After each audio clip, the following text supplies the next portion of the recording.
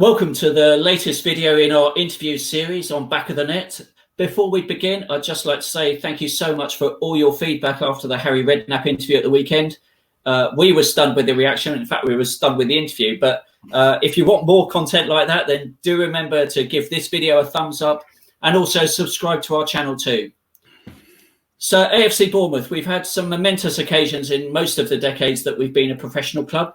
This decade, it was promotion to the Premier League. In the noughties, it was -17. And in the 90s, Wembley. But what about the 80s? Well, of course, towards the end of the decade, there was the famous promotion season under Harry Redknapp. However, before that came an afternoon that many a cherry will never forget. This was the 2-0 FA Cup third round demolition of Manchester United at Dean Court. The goal scorers that day will be remembered for years to come, and we are absolutely delighted to be joined by them. Of course, it's the one and only Ian Thompson and Milton Graham. How are you both? Hi, good afternoon. Good, yeah, we're both good. Yeah, I think we're all good. Yeah, trying Good to remember the bygone days. Indeed, indeed. And we've also got Neil Dawson. How are you, Neil? You all right? I'm very good. I remember that day as if it was yesterday. Just like me. So, gentlemen, great to see you. We're going to start with you, Ian, before we move on to Milton. How did you join AFCB? I suppose a long story through the ranks of non-league football. I had no history of being a YT or being an apprentice at any football clubs, and just went through my sort of education onto university and played a bit of university football until I was 21. Ended up, once I'd left university, doing a bit of work on the buildings, and got picked up to play for Andover in the Southern League. Soon after, went down to Poole Town, and then subsequently on to Salisbury, where the manager was an ex-professional called Jeff Butler, who played many times for Norwich. And one of his big mates was the then John Benson, who was the manager of Manchester City. And he kind of took me on a trial up there. And they were happy to offer me a contract, but my wife and I were actually up in Manchester looking for properties the day that Radknapp scored for Luton to put Manchester City down out of the first division down to Division 2. And there was all change at the club. John Benson left and new manager came in. And in the meantime, I played in, Milton might remember, I played in a testimonial for Salisbury against Bournemouth that George Best played in. And we had a great day. And after that game, Harry spoke to me and asked if I'd consider coming down to Bournemouth. And the rest is history. And that was in 1983. And I signed for Bournemouth. And that's where the journey started for me at the age of 24. And Milton, you'd been at the club a year or so already, and in fact, I remember because I was at Bournemouth School at the time, and our school got to the under-19 semi-final, played a team from Walthamstow, in which you, John Rodney, and Danny Bailey were all playing. I think it was a National Cup semi-final, as I remember, and from that, you sort of caught the eye of the sports teacher at my school who had a word with the club, from what I gather. Is that true? Yeah, that's all true. Yeah, we played in this semi-final. The three of us played really well, got through, and I got a phone call probably 2 weeks later. Can you come down for a trial? Went down for a trial, and I say it's funny. I can look back at it now. After the 2-week trial, I was told I wasn't quite good enough. So I cried all the way back to London. And then I got a phone call a week later saying, can you play in the FA Youth Cup against Southampton? I'll never forget it. It was on a Friday night. So I came back down and I'd made my mind up that they were going to keep me. So I played in that game. Straight after I was asked, do you want to do an apprenticeship? I said, yes, straight away. So, and that's how it started for me. Brilliant. Milton, you actually made a right splash, didn't you, when you came into the first team? Because I remember you scored twice on your debut. And then you scored, I think we won 3 in a row. You scored in the third game as well. That must have been a great introduction for you. Well, it was great. Scoring the 2 goals and then scoring again. But I thought then, this game's easy. It's quite easy, this football. And then I got a rude awakening in the fourth. It was the third game, I believe. I don't know if it was Bury we played at home. And that's when I got my first, shall we say, telling off from Mr. Webb. Oh. So, yeah, and if you know Dave Webb, you don't want to be told off by him, especially when you're a kid. And that sort of put me back on the straight and narrow, saying, you've not done anything, son. You've started well, but that's all you've done. So, yeah, it was great. But I forget about them goals because of the Man United thing. And we're going to cover everything, I think, today, Jeff, aren't we? We are. We certainly are. Whatever happened to Danny Bailey and John Rodney? Did they not get offered deals? Well, John was a bit of a rebel himself, brilliant footballer, because there was nothing between the three of us, to be fair. And this is where I say you need a bit of luck in football. For whatever reason, I got kept on, and Danny. And I saw Danny Bailey. He was playing for Exeter. I was playing for Peterborough. Played against each other. Funnily enough, we both scored on that day against each other, so which was nice. That was back, I would say 80, 88, 89, around that time. So Danny was playing, and then he got released and stopped playing. But John Rodney was a hell of a player as well. Quick, very good footballer. But on the other side of it, his attitude wasn't, what they liked. Yeah, fair enough. So you were one of the first post-war black players to come down to Bournemouth as well, and I think at the time that era was quite a difficult era. How did you deal with that as a young player? Because it must have been pretty tough out there. So where I grew up, London, I'd experienced it before. It's different on the pitch though, because you can't retaliate, you can't do this, but you were getting it off of players, opposition players, and it was just a dumb thing. And if you retaliated or you fought back or you said something, it would stop me playing. So I had to learn to live with it. It wasn't nice. I remember taking a corner at Hereford and then throwing bananas on just for the sake of doing it. And as a kid, you're thinking, Jesus, Webb, I'm a kid. Colour of my skin means you can do that. But that's the way it was at that time. Very, very difficult. I just remember because of all of the John Barnes stuff as well. It was, you look back, it's quite a difficult part of social history for people. And I think younger fans would be really surprised if they remembered what sort of the pioneer players like yourself went through. Oh, God, crazy. I look back and it has got a bit better, but it's still there. We know it's still there, but it has got a bit better. And the kids nowadays, I don't know if they would have coped with that. I don't know if they would have coped with it because they are looked after so much better now than what we were. It was sort of, you need to grow up and deal with it yourself. Yeah.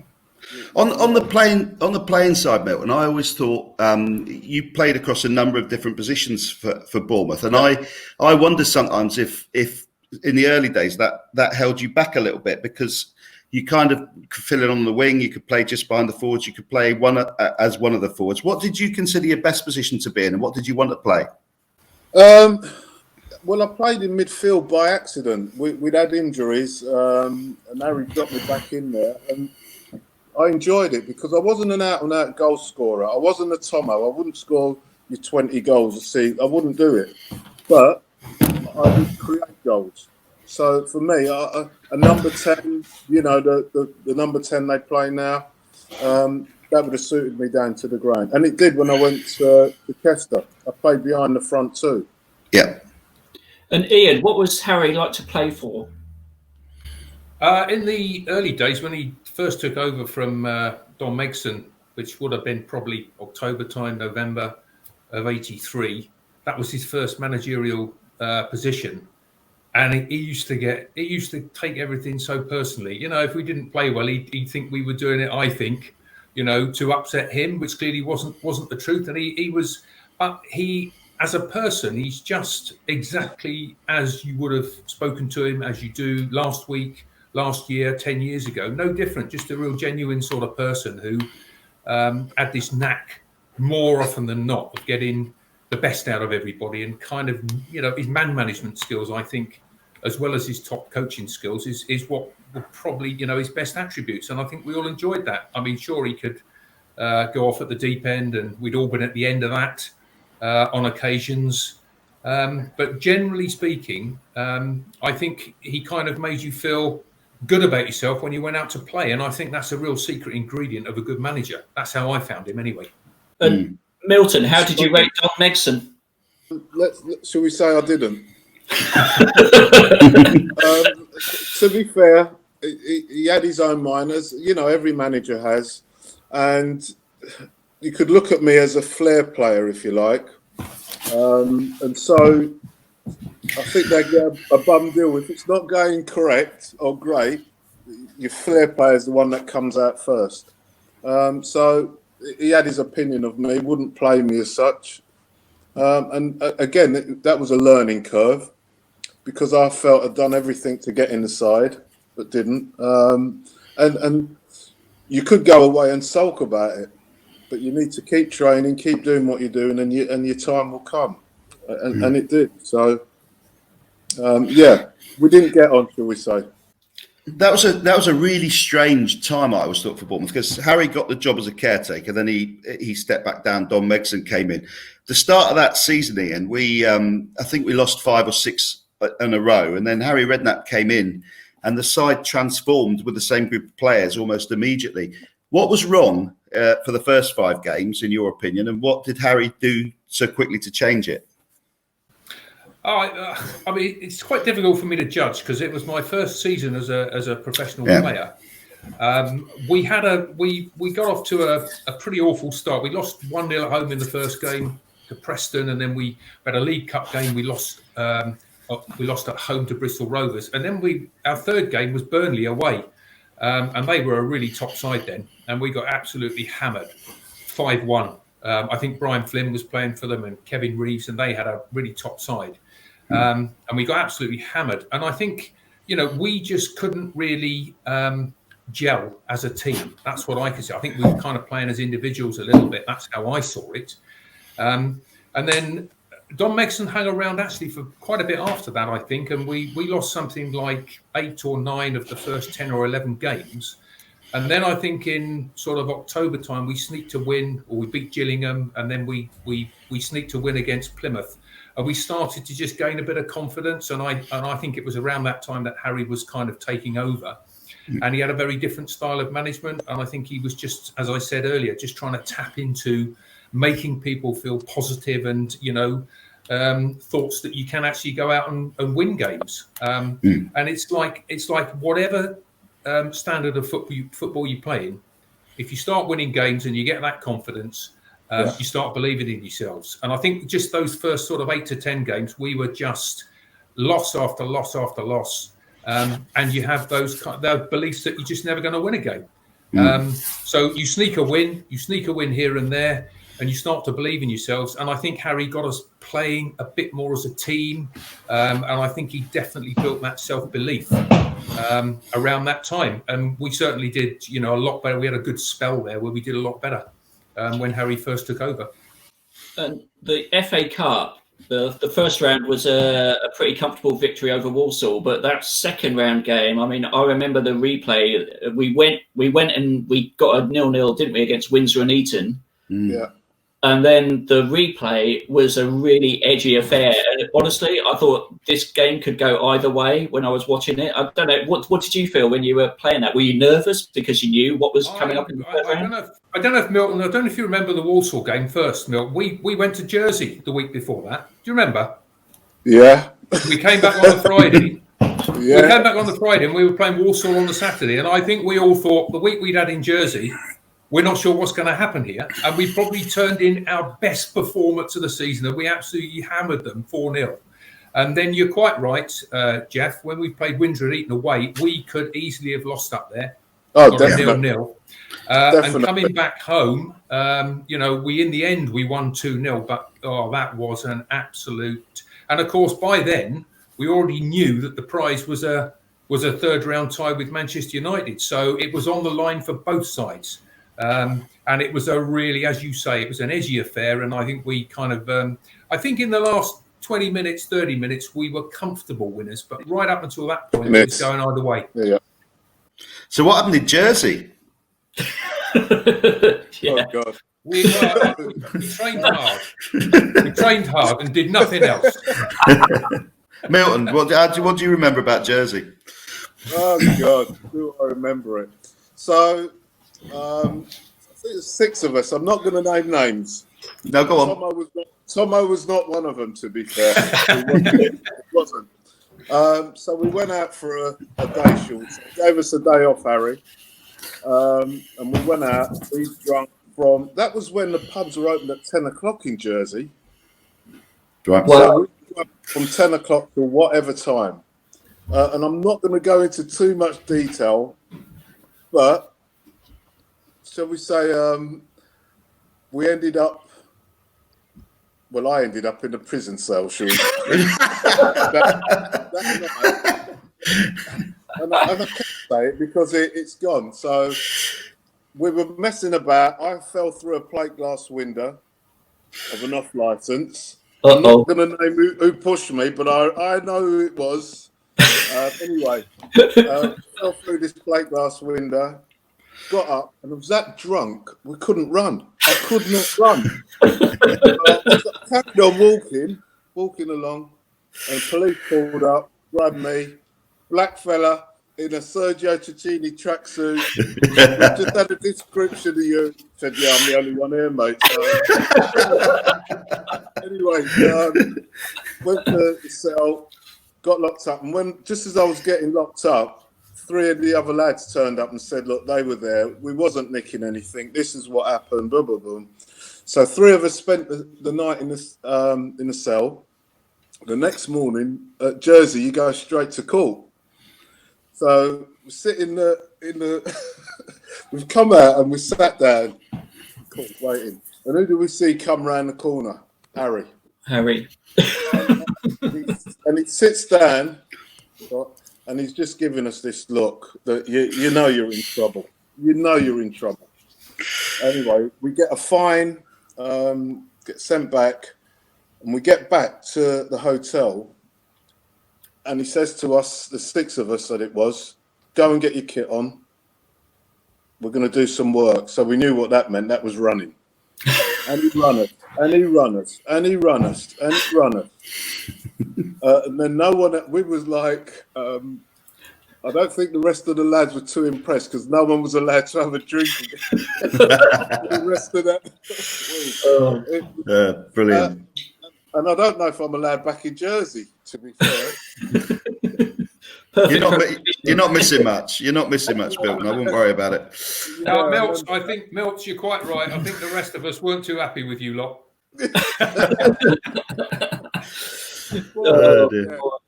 When it actually came to the game itself, I mean, I think people now look at the FA Cup as not necessarily the biggest competition. Premier League teams tend to play reserves. But at that time, it was the competition to win. United were holders. They'd beaten Brighton 4-0 in a replay in 1983, which I remember as a very big performance from them. They had world-class players throughout the team. They picked their best 11. I mean, what did you guys think? Did you think you had a chance? Me personally, no, if I'm honest. It wasn't until the Friday, I suppose, the Friday evening when I saw Ron Atkinson speaking about the game. And he looked as though, he was speaking that, well, it's just another round. We sort of sailed through this. And then when we turned up at the ground, and I've never seen so many people at Bournemouth, that's when it hit home and I thought, oh, God, this is really happening, isn't it? This is what the big time sort of feels like. And it was fantastic, absolutely fantastic. So it gave you a buzz. I don't know about you, Tomo, but it gave me a buzz that this is a big game, especially when you saw their players. Yeah, and we spent the night together as a team on the Friday night, which of course we didn't usually do, in the Roundhouse, I think. And and I think by the time we kind of got to 3 o'clock on the Saturday, I think the doubts we had about the possibility of us winning, I think for most of us it had gone. And I think I genuinely did really think we went out there. I certainly did, and thought this is just another game. I didn't really, because I'd only been in the game from non-league for about 6 months.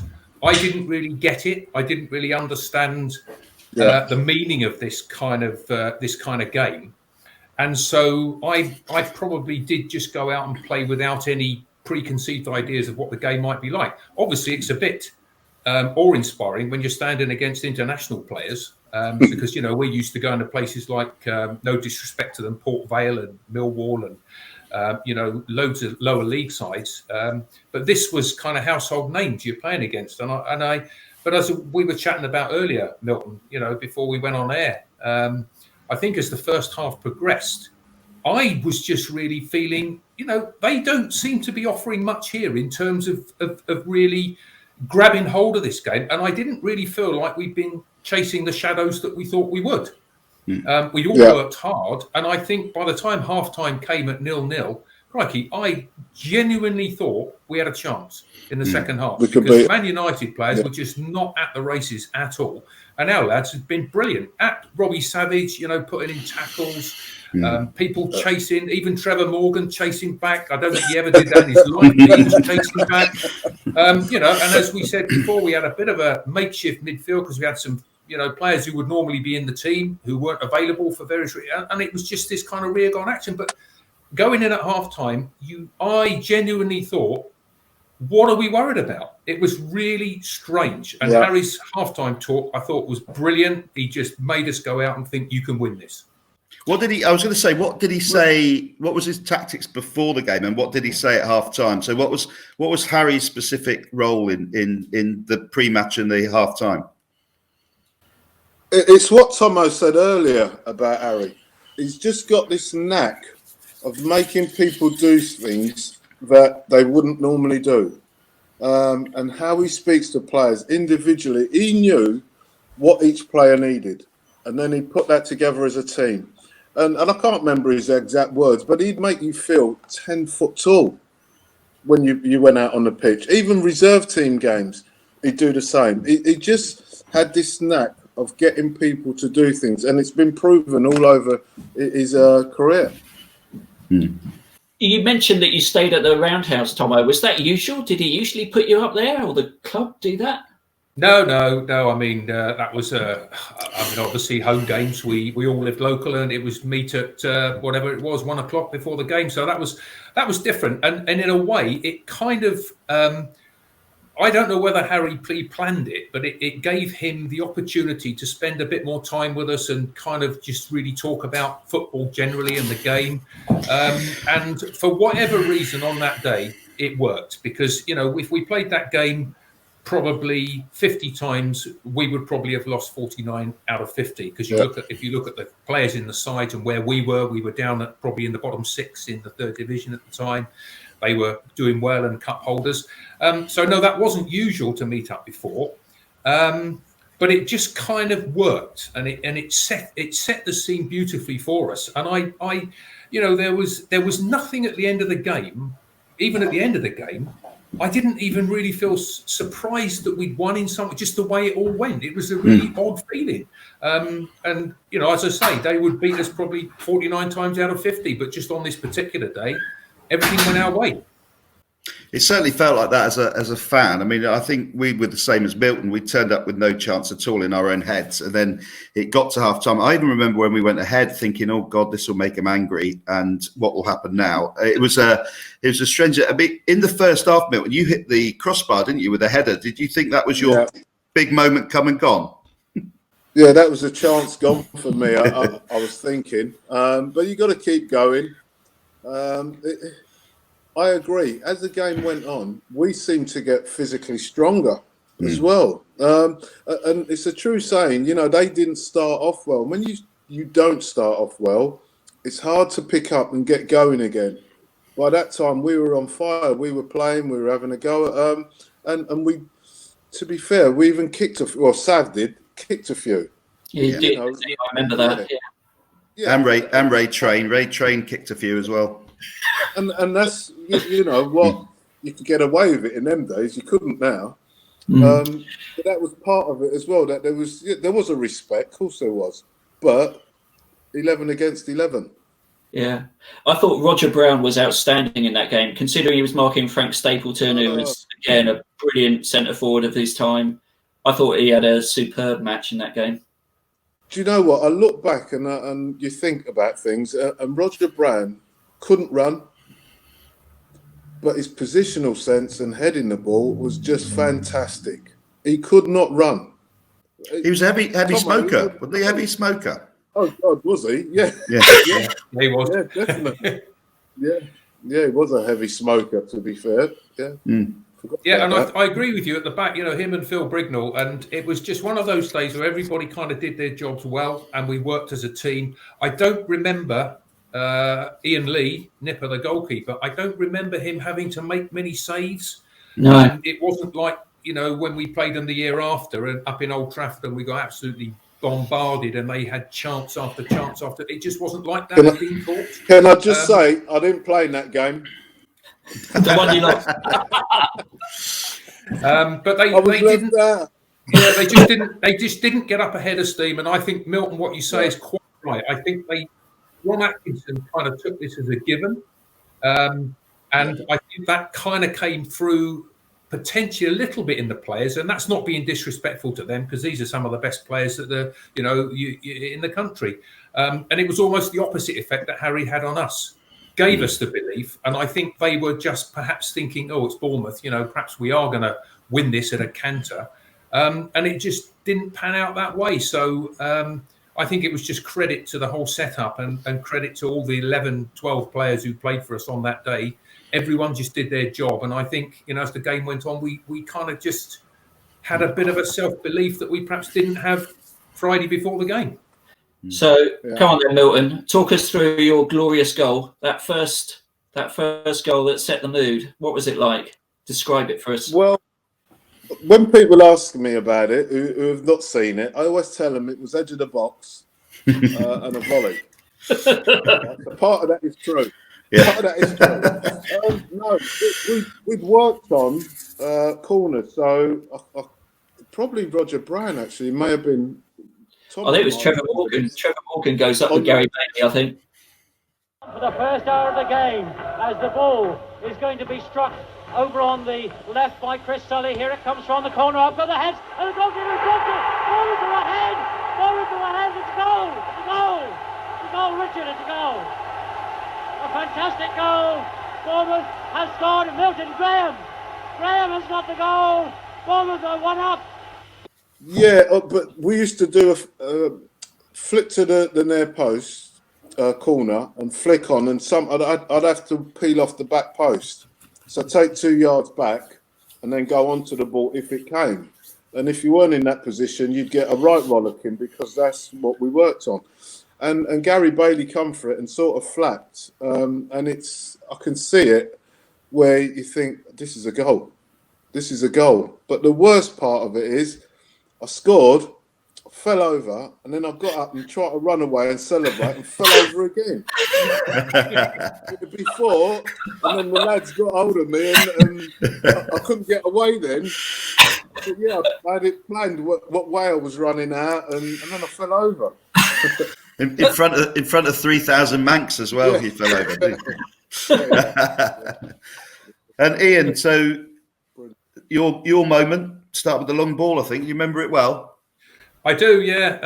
And as we were saying, to Milton before, it came literally 2 minutes after Milt's goal. And probably for us, that's what we needed. Because I think if just stayed at 1-0 for 5-10 minutes, we may have found we were under more pressure. But we had a free kick.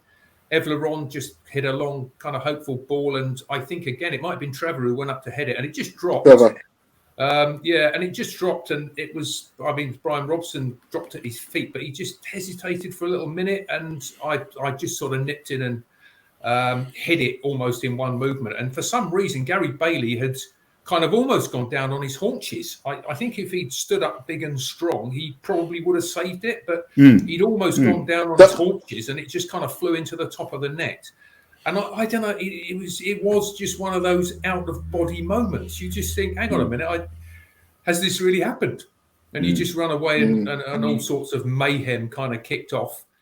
Laron with the free kick, edge of the United area, bounces around, half cleared. Oh, it's another goal!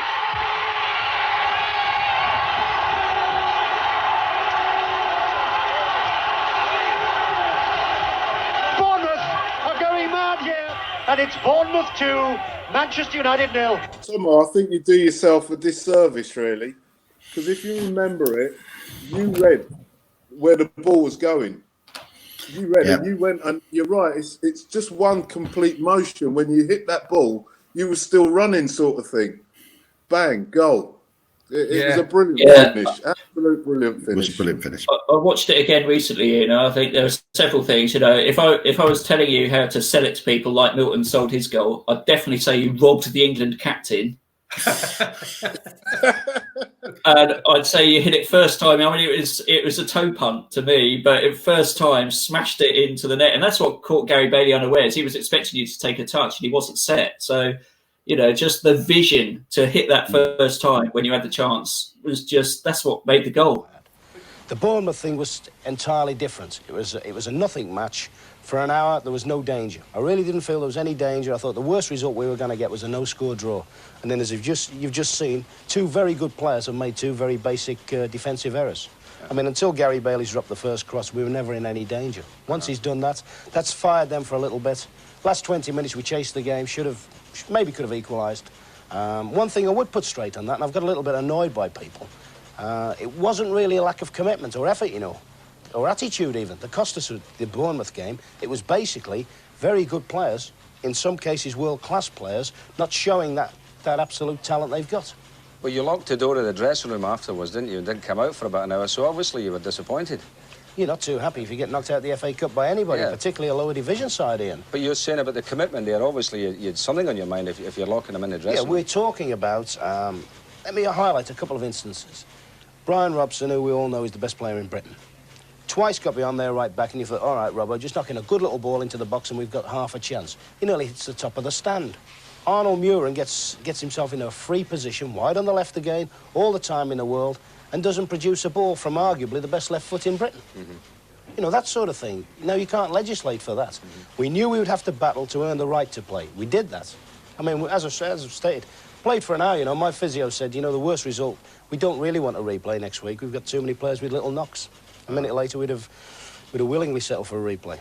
But you know what? It's funny you were saying earlier, Milton, about saying you weren't yourself a natural goal scorer like me. I sort of disagree a little bit. I think you're instinctive around the box, and I think I played most of my career up front, although I did play wide right for Bournemouth a little bit. And I just think it's those sort of instincts around the box and things like that. When you watch the very best strikers, they just sort of instinctively do things. And I think if I thought about what I was doing at that time, I probably wouldn't have scored. It was just one of those things where it happens very quickly, and you just hope your natural instincts in front of goal kind of kick in. And for me, there was no other thing to do than just hit it. And as you say, Gary Bailey perhaps was expecting something different. So, talking through any thought process around how the goal is scored, there probably weren't any. It was just kind of the ball's there, you nip in and instinctively, like you did, to be fair, Milton, for your goal. You nipped in really quickly because it was an awkward ball for you to hit. Awkward height. Kind of body height, really awkward height. Get yourself in that. And I think that's where players who sort of play a lot of their games in the opponent's box, it's just those instinctive things that kind of score goals in the end. And that kind of felt to me how that was. One player who was immense that day was Trevor Morgan, a player you both would have played with loads of different times. He was sometimes a bit maligned by the fans because I think he was underappreciated sometimes for what he did. What was it like playing with him? How did you both find him as a player to play off? I love playing with Trevor because you knew what you was going to get. It would go up and it would stick. So you could make runs off of Trevor. and he was just an honest footballer. He wasn't quick again, but he was just an honest footballer. He'd give you everything he's got, and he'd work for the team. A lot of what he did was unsung. You know, you wouldn't see it, but I think the players knew what Trevor was worth to us, because you could, as I say, make runs off of him. Ball would stick to him. He was a dream for a midfield player. Yeah, and I agree with that 100%, playing alongside him. You couldn't find a more honest person on the pitch. You know, what you got with Trevor was just wholehearted, maybe not the most pretty of players in some respects, but, you know, a team is made up of all sorts of different players. And I think Trevor's worth to the team, you know, was immense in terms of the things that he did. And he took a lot of stick, probably for me at times, you know, because he was kind of more like a bit of a target man, a bit maybe more than I was, and took a lot of hits for all of us. And in the runs that we had where we were winning games, you'd always find that Trevor was pretty prominent in that, and we would kind of feed off him. And also, I got to say, what a top bloke, top guy off the pitch in terms of team spirit in the dressing room. I mean, we did have a laugh, but Trevor was always, you know, very positive about life. That's all I remember him being. And, you know, whatever the kind of situation, he was always very positive, and that kind of rubbed off you on the pitch. That's how I felt. And, you know, just a great professional. Can I just add to that? I just remembered something. So the year I signed pro, I'd gone out with the first team, if you like, the boys. Thought I was a bit of a man. And I had £20 on me. And Trevor said, "Have you got money on you to go out with us?" And I said, "Yeah, I've got 20 quid. Well, he grabbed the 20 quid and ate it. What are you doing? That's my only £20. And he ate it. You're right. He was fantastic. Brilliant. And without him, I mean, both of those goals were created by him causing mayhem in the box, weren't they? Really, you know. Yeah. They were, and that was his worth to us all, because he would do a lot of the kind of you know, the donkey work around chasing, harrying, and giving to centre halves a hard time. And as you rightly say, both challenges that he made had caused a little bit of uncertainty in the defence, and that's where Milton and I both profited, as we remember. Were you worried at all that United would get back in it? I mean, they had a disallowed goal, but did it feel in those last 20 minutes that they were coming at you really hard? I was more concerned about the fans getting on the pitch. they sort of left the ground, hadn't they? A lot of the Man United fans had walked round to the other end, and I was more worried about them and the family in the stand, sort of thing. So not really thinking about the game at that time. But no, I didn't feel as though we were going to lose it then. No, you're quite right. There was the crowd, actually. The game was stopped for a couple of minutes because the crowd came on because the Man United fans, and some of the Man United players who I remember standing with while that was going on, I think they were resigned to the fact that they were going to lose the game. And they never really kind of, apart from Lou Macari's disallowed goal, apart from that, I can't remember them having any chances at the death either. No. I don't know if you remember, Neil, but I remember the word going around the crowd at the time that United fans were trying to stop the game. That was the only way. They wanted to get it abandoned by invading the pitch. Do you remember that? I was such a young little boy then. I can't remember. I can't remember. No, what I do remember, I don't remember that bit actually because I was quite young. But what I do remember was it was like the Alamo at the end. So although United didn't create anything, we stopped going forward. And all I remember is Roger Brown booting the ball continually. It was like rugby league, out for a throw-in, and all the crowd cheering. And then it would come back and he'd boot it again. It was a surreal ending to a game because, quite rightly, we'd stopped attacking. We were like, Christ, we've got to hang on to this. And what was it like after the game? So you obviously got in the change room, all the media work started. There wouldn't have been a lot of media work in those days. Talk us through how that was for you two, because obviously you were the centre of it with Harry. Well, my immediate thoughts as we went into the dressing room, we were followed in by press reporters from TV, newspapers, radio. I just couldn't get my head around it at all. It was just so unlike what we were used to. You know, we're used to going back and playing in front of crowds of 4,000 or 5,000. You know, not particular media interests except for the local stuff. And our dressing room was just completely full of people wanting to interview everybody. And it was just complete mayhem. And I don't know about you, Mel, but I just could not get my head around it at all. And I was still scratching my head thinking, what is this fuss all about? I just couldn't really get my head around it. And we were all kind of thrust into different places to do little interviews, which culminated with Harry's legendary chat on the pitch that was broadcast on Match of the Day, when he said he didn't really care about what happened to the Manchester United players and Ron Atkinson. But it was complete carnage, wasn't it? It's got to be the greatest day of my life, and I'm sure the greatest day in the lives of all the players. And it was just, you know, it's a great afternoon for everybody in Bournemouth. We're delighted, well pleased. Are you surprised that Bournemouth was so much the better side there? Because, I mean, I don't think anybody would argue the better team won on the day. No, I've had a feeling all week that we would win the game, John. You know, I've had this strong feeling we could beat Manchester United today. The supporters were tremendous. The players are the fellas who've done it, not me. You know, the game's about players, not managers. It's about the fellas who get on the park and play. You know, we keep seeing managers on TV, and the managers are becoming more famous than the players. The lads have done it today with great support from all the people, so all credit to them. Yeah, you're right. It was just chaos in there.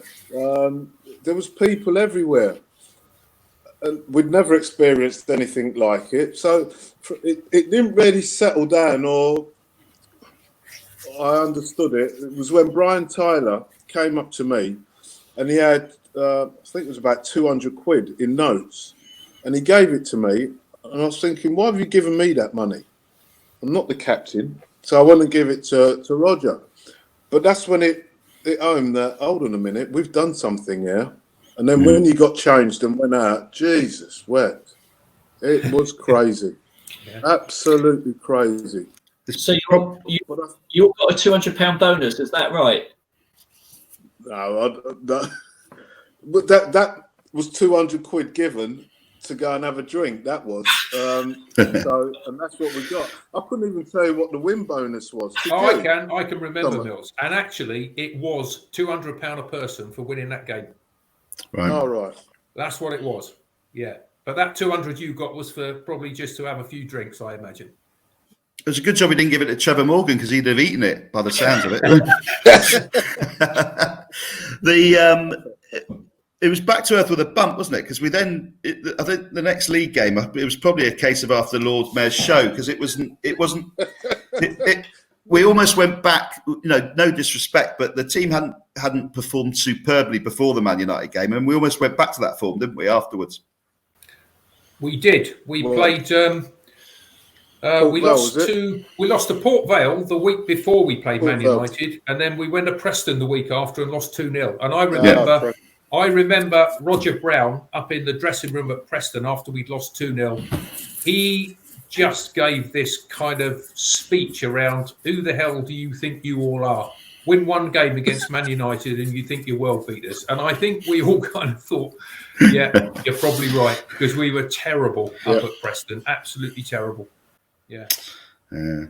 Was he smoking? Was he smoking when he said it? More than likely. He normally was. Yeah, he normally was. And when you think about it, it's probably a week of drinking, wasn't it? Jesus wasn't fit to play football. And out of the Man United game, we started getting free cinema tickets, free restaurants. You could go in and do what you like. I remember going into a clothes shop, a guy giving me a suit. And you just think, hold on a minute. Yeah. This is crazy. This could go on forever, but it doesn't. And you're right, we were brought to earth with a bump. Did Ian Lee get free pizza for life, or is that just a modern myth? It was promised to him, but I don't think he ever did. Although looking at him sometimes, you kind of thought he'd been doing that all his life.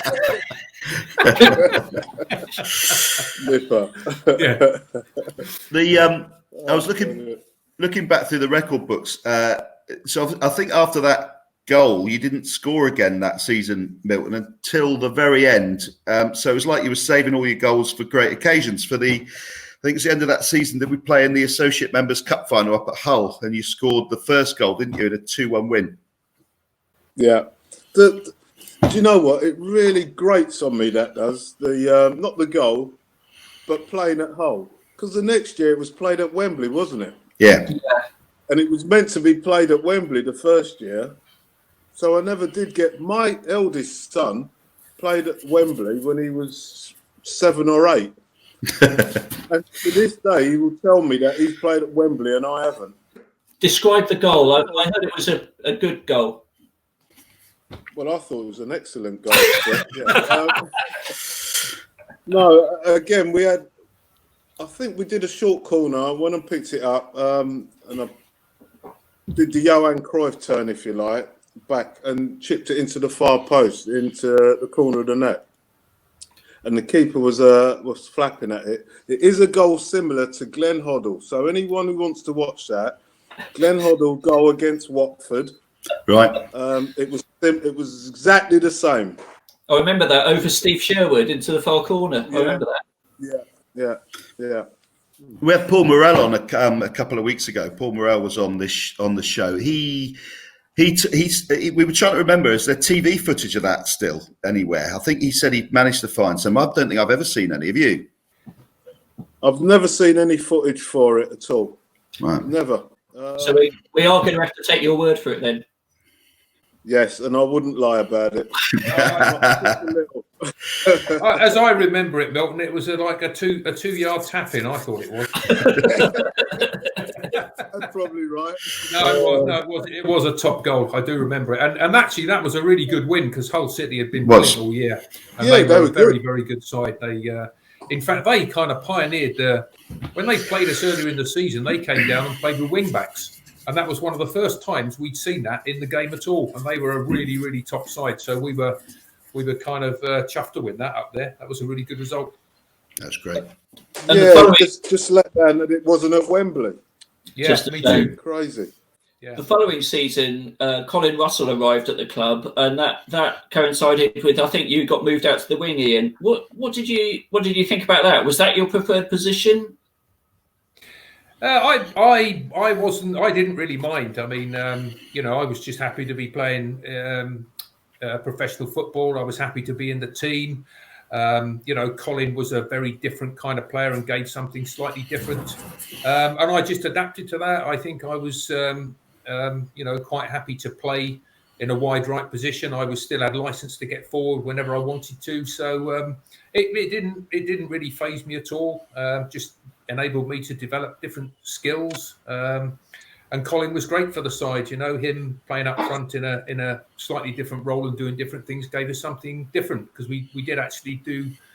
I think we did quite a lot better in the league in the second season. In Harry's first full season. That was fine. I didn't really mind. I was just happy to be playing. But of course, we had small squads then. We probably only had around 16 to 18 first team players. And the one thing I remember, Milton, was because we were all paid appearance money and bonuses, crikey, nobody was ever on the treatment table saying they were injured. If we had an injury, we never used to tell anyone. We just used to get on with it because we didn't want to get out the side. Because it was a very small squad. But Colin was great. He was big mates with Robbie Savage, I think. Two of them together were a right handful. Yeah, they both come down from Liverpool, aren't they? Yeah. He was a Kenny Dalglish. Kenny Dalglish was his hero. So, and that's how he played. He was a hell of a player, Colin Russell. He was. Yeah. Hell of a player. So, that's who he modelled himself on. There's a few players you look back on and you think they should have played at a higher level than they probably did, and there might have been reasons for it. But Colin Russell, on his day, could take defences apart, and then he'd have 2-3 games where he didn't do an awful lot, and I guess it was consistency, wasn't it, for him? But what was Billy Rafferty like? Because you played with him, Ian, as well, didn't you? Both of you played with him. He was an experienced pro, wasn't he? Yeah, he came down towards the end of his career. Just an absolutely model pro, and I think I learned from him as I did from people like Roger Brown. People like him probably been in the pro game for years and years and years. You get kind of quite level keep yourself quite level whether you win or lose. And I think I sort of learned from people like Billy and Roger Brown that, win, lose or draw, you've just got to keep quite level-headed. And Billy was just a really good influence in terms of doing all the right things you'd expect professionals to do. And I'd sort of liken that a little bit to John Beck. When I first went there, John was there. And crikey, he was the fittest guy I've ever known. He used to win all the cross countries. He was fit as anything. But then as soon as the game was over, he'd move on to the social side of it and kind of, in many ways, a very, model professional. And Billy Rafferty, very much the same. Billy, really good goal scorer and added loads to us, I thought, Milton. I don't know about you. Did they? Yeah, Billy, he was a clever player, wasn't he? Yeah. Again, not a lot of movement, but he knew where he needed to be at the right time. But you're right, because if I'm remembering it right, he really looked after himself. He had a physique of for his age, it was frightening, really, his shape and how strong he was. But yeah, a hell of a player. And then nice guy. Were you both there? Were you still there, Milton, when Colin Clark arrived? No. God, there's a goal scorer. Bloody hell. No, I think I'd gone that season.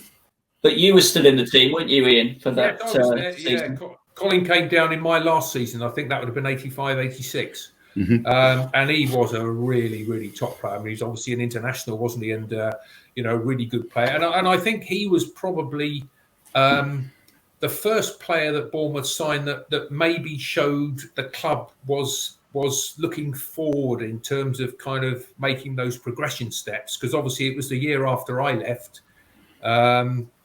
that they got promotion. I think it was 86, 87, they got promotion. Was it Trevor Aylock came down, I think, and played, and they got promotion. Yeah. And Colin was a really top player, Colin. And I think the club was showing ambition by signing players like himself. Absolutely great goal scorer. Quite single-minded about himself and scoring goals. Very single-minded. And I think you have to be up to a point. But I think he kind of showed, as I just said, I think it showed the club were intent on perhaps, taking the next strides and trying to finally get out of Division 3, the old league, what is now League One, into what is now the Championship. And as it showed the year later. I always thought that was a really strange season, though, because we had games. I remember we played the two Bristol sides, and I think we beat them by 5 and by 6 in the course of a couple of weeks. That side looked at times like a well-beaten side for that level, but in the end had a period where we only ever just stayed up towards the end. It was odd as a fan because we couldn't work it out. What do you think went wrong in that side at times, Ian? I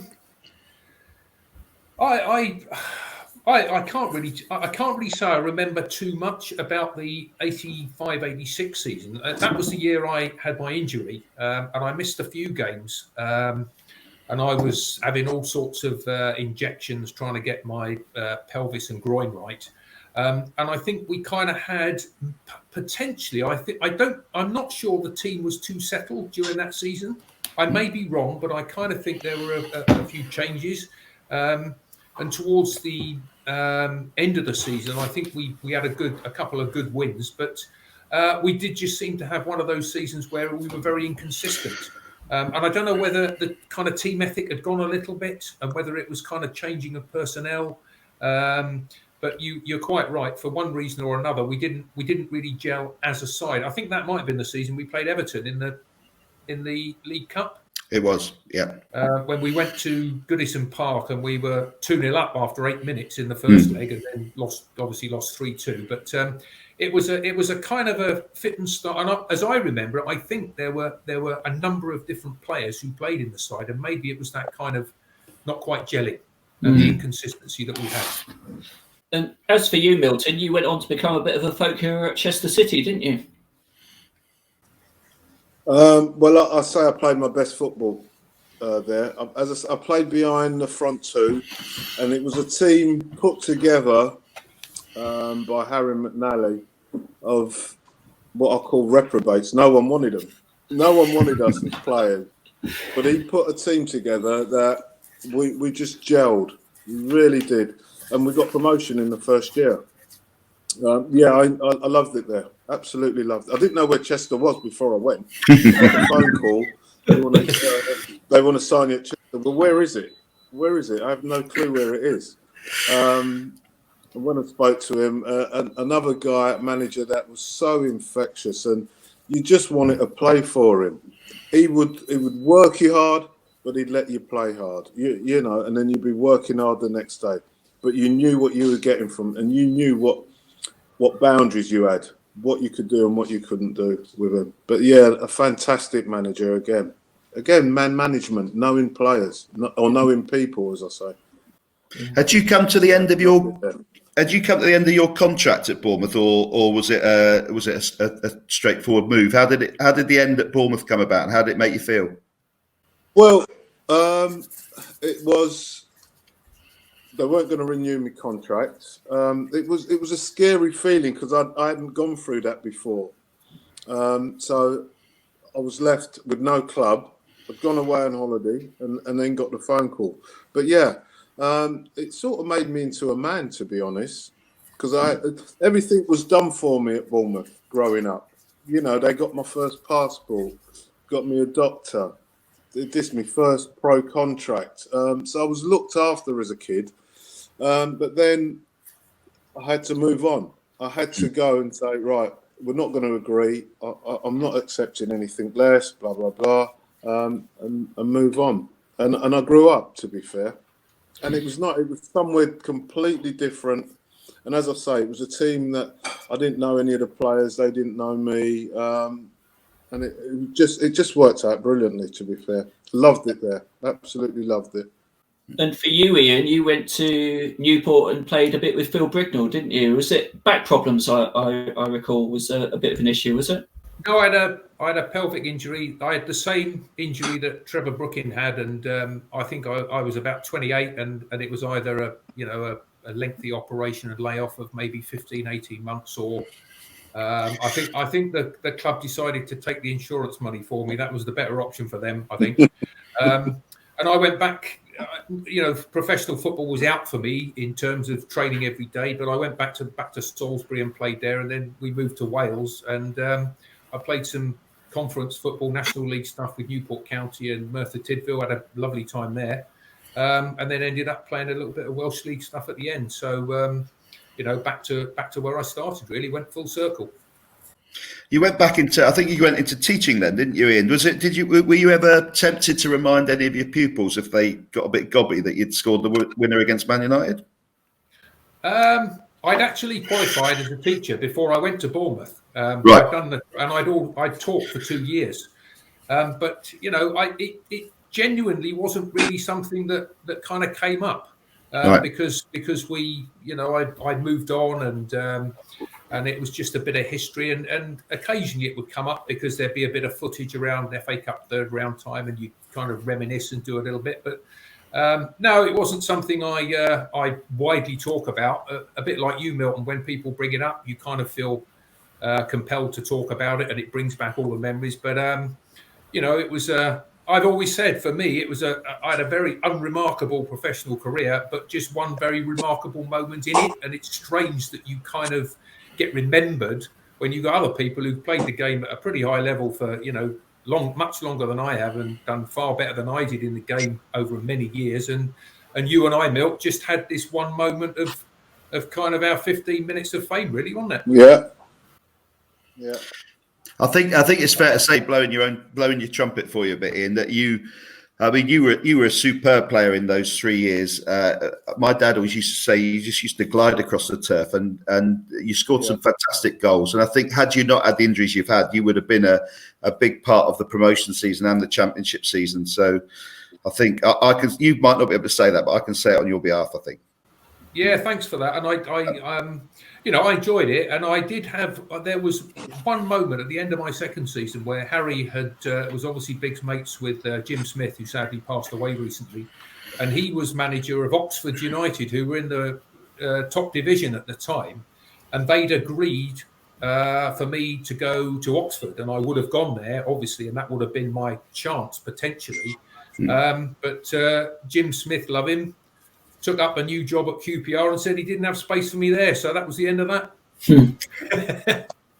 But no, it was enjoyable times, and sad that it ended the way it did. But I think that was probably for me the right thing to do at the time, because I went back to my other career and still enjoyed a number of years of decent non-league football, which I loved anyway. Do people believe you, Milton, when you tell them that you scored the first goal against Manchester United? Well, I've had a couple of funny responses, shall we say. I had a guy come up to me. I was working in the factory, and he said to me, "I heard that you scored a goal against Man United." I said, "Yeah, I did." Carried on doing what I was doing. He said, "Well, I don't believe it." So I looked at him. Said, "Why don't you believe it?" Well, I don't know if you did. I'm not sure it's you. I said, "That's fine, mate."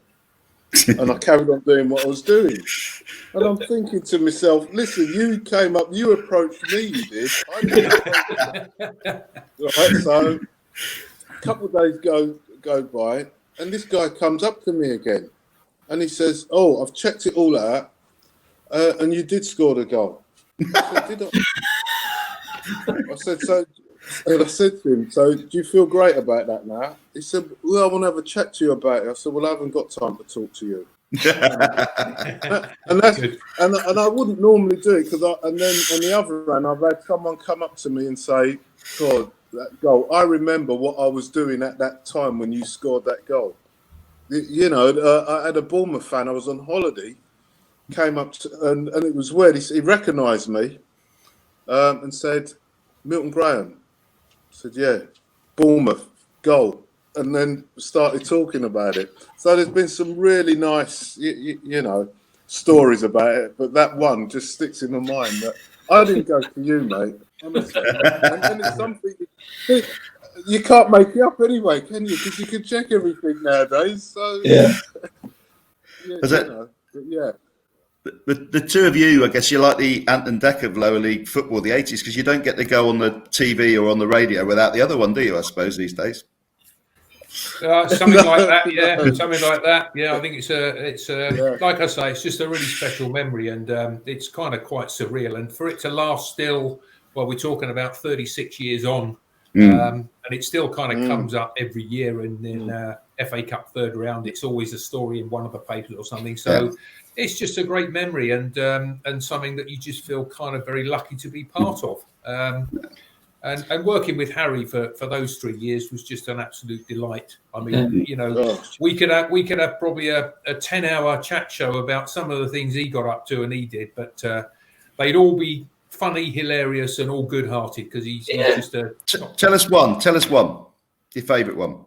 Well, he used to join in the card school on the bus a lot of the time. We didn't used to play for money. I promise you, and he'll probably admit to this, more often than not, because he was joined and there were 4 of us playing, we'd always gang up on him to make sure he lost. And I promise you, the cards always end up strewn all across the bus, and we don't play anymore. He just used to pick them up and throw them up. And I do remember another time, for me personally, we played in my first season, we played at home to York City, and we beat them 4-0. I don't know if you remember the game, Milts. It was a night game, and I had one of my better games and scored a couple of goals. And later in the season, we went up to play York. And I remember Harry saying to me before the game, he said, "Tomo, listen," he said, you obviously had a good game at home. They're going to be really frightened of you today. So, we'd expect you to really get at them. I had an abject 90 minutes. I was terrible. We lost. We were 4-0 down with a minute to go. And I hit this shot from the edge of the box that, honestly, my grandmother would have saved. And the keeper let it drop over his hands and went into the goal. So it ended up being 4-1. And when we went in the dressing room afterwards, Harry had this cup of tea, and this is true. And he said, "I have never been so disappointed in my life when one of my own players has scored a goal and the teacup came flying over in my direction." And I then had to play. This was a Saturday game. I then was told I had to go. I think it might have been a Tuesday night game. I had to go back and play the following morning in the reserves on the Wednesday morning. So it was kind of, Harry was just, but he was just absolutely top guy. Wouldn't have anything said against him myself. No. There's one final thing that I just wanted to say, which is there's a classic picture of you all in the bath after that Manchester United Cup win. But Ian, you were telling me that there's only 10 players in that picture. Who is missing and why? Well, as I said before, as we spoke about earlier, we had 3 or 4 maybe first team players who weren't available. We had on loan, I think from Northampton, Ray Train, and this was the final game of his loan period. And once we went in the dressing room, I don't remember seeing Ray Train at all after the game. As far as I'm aware, when we walked off the pitch, that was the last time I ever saw him, and he was never in any of the photos or any of the kind of shots afterwards. So there's only 10 of us, 11 if you count Steve Carter, because he came on, I think, as a sub. I think we only had one sub at the time, and Ray was nowhere to be seen, and we never saw him again. Yeah. Unsung hero. Ray Train on the train. Yeah. Fantastic. Well, thanks, guys. This has been a real pleasure to talk with you about such an amazing game, and thanks so much for all your chat. It's been brilliant. So, big round of applause. Thank you. Thank you, everyone at home. Look after yourself, Tomo. Yeah, and you, Milts. You take care, mate. Thank you also, everyone at home, for watching as well. If you like this interview on the 80s, then stay tuned. In a couple of weeks, we've got a live interview with another star from the 80s. Make sure you subscribe to the channel to be notified as to when this will be on. And until then, stay safe, stay alert, and we'll see you in the next video.